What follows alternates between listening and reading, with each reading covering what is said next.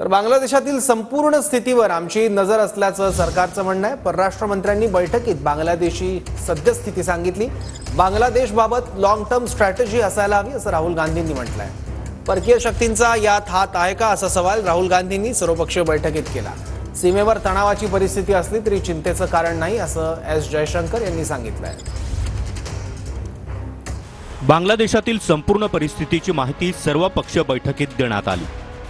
सरकार बांगलादेश लष्कराच्या संपर्कात परराष्ट्र मंत्री एस जयशंकर यांची माहिती।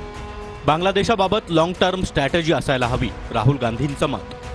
परिस्थिती नियंत्रणात असून सुधारणा होतीये परराष्ट्र मंत्र्यांचं उत्तर। यात परकीय शक्तीचा हात आहे का राहुल गांधींचा सवाल। बैठकीत राहुल गांधी यांच्याकडून बाह्य शक्ती संदर्भात प्रश्न। एका पाकिस्तानच्या राजनैतिक अधिकाऱ्यानं प्रोफाईल चित्रातून समर्थन दर्शवलं होतं, पण आताच काही बोलणं घाई होईल एस जयशंकर यांचं उत्तर। सीमेवर सध्या तणावाची परिस्थिती असली तरी चिंतेचं कारण नाही। तिकडे काही ठिकाणी भारत विरोधी भूमिका दिसतेय एस जयशंकर यांची माहिती। बांगलादेश संदर्भातील निर्णयांमध्ये सहकार्य करणार विरोधकांची भूमिका।